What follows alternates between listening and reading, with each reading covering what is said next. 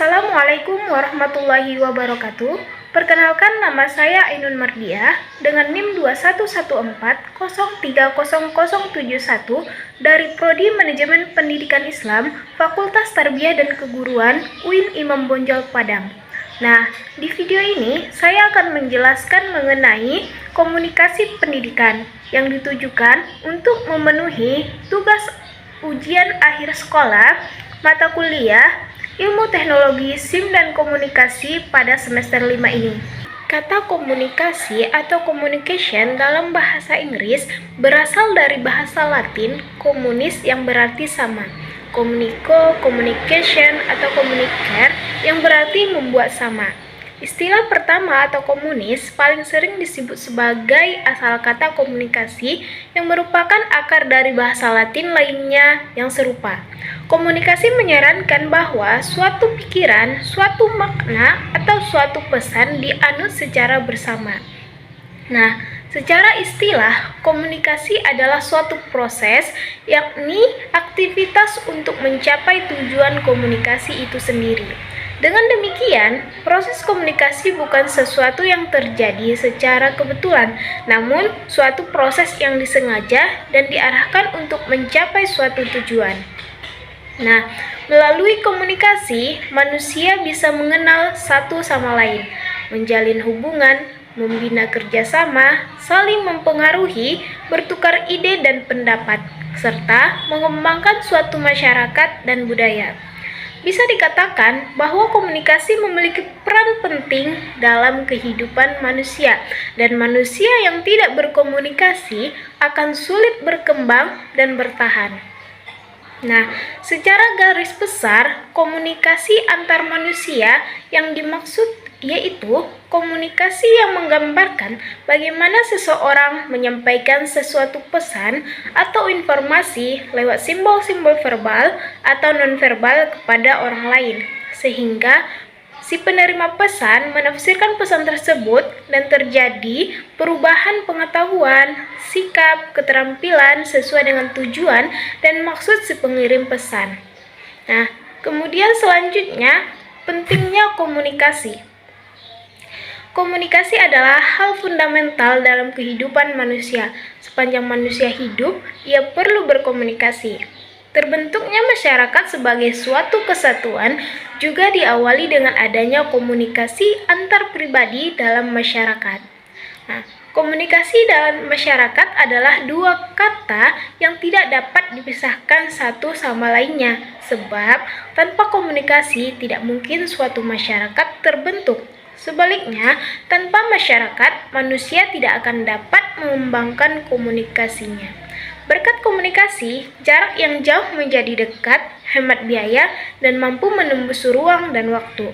Nah, Cengara mengatakan bahwa sebaiknya semua manusia mempelajari ilmu komunikasi, karena hal tersebut akan mendatangkan manfaat bagi manusia. Di antaranya, yang pertama, komunikasi yang baik dengan orang lain akan membantu orang tersebut dalam karir dan pergaulan. Karyawan yang bisa berkomunikasi dengan baik akan lebih mudah mendapatkan promosi di tempat kerja. Orang yang berkomunikasi dengan baik akan mudah diterima dan disenangi banyak orang. Dengan kata lain, terampil berkomunikasi akan membuka pintu silaturahmi dan persahabatan. Kemudian yang kedua, komunikasi yang baik akan menempatkan seseorang pada posisi yang dihormati dan dihargai. Dan yang ketiga, komunikasi yang baik akan memberikan peluang dan potensi keberhasilan yang lebih besar kepada seseorang untuk berkarir di berbagai bidang. Nah, kemudian selanjutnya, konseptualisasi komunikasi. Yang pertama, komunikasi sebagai tindakan satu arah.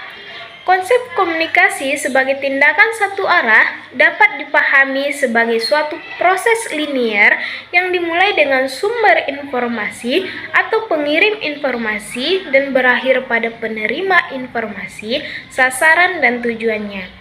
Konsep ini dimaklumi sebagai proses penyampaian informasi satu arah dari seseorang atau lembaga kepada orang lain. Adapun 5 unsur komunikasi yaitu yang pertama, Sumber informasi atau source disebut juga pengirim informasi atau sender, penyandi atau encoder, komunikator atau communicator, pembicara atau speaker atau originator. Yang kedua, pesan. Pesan adalah apa yang disampaikan oleh pengirim kepada penerima pesan. Merupakan seperangkat simbol verbal atau nonverbal yang mewakili perasaan, nilai, gagasan, pikiran, atau maksud dari si pengirim pesan.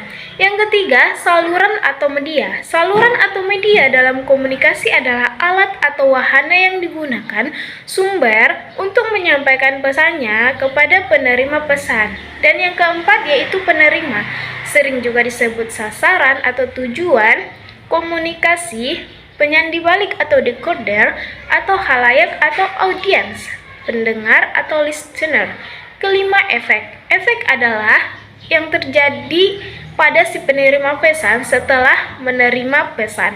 Yang kedua, komunikasi sebagai interaksi. Dalam konsep ini, komunikasi dijelaskan sebagai suatu bentuk interaksi yang berarti saling mempengaruhi atau mutual influence. Pandangan ini menyetarakan komunikasi dengan proses sebab akibat atau aksi reaksi yang arahnya bergantian. Seseorang menyampaikan pesan, baik verbal maupun nonverbal. Seseorang penerima bereaksi dengan memberikan jawaban verbal atau menganggukkan kepala. Kemudian orang pertama bereaksi lagi setelah menerima respon atau umpan balik dari orang kedua, dan begitu seterusnya. Antara si pengirim dan si penerima pesan saling memainkan peran yang setara. Nah, demikian yang dapat saya sampaikan. Kurang lebihnya saya mohon maaf. Assalamualaikum warahmatullahi wabarakatuh.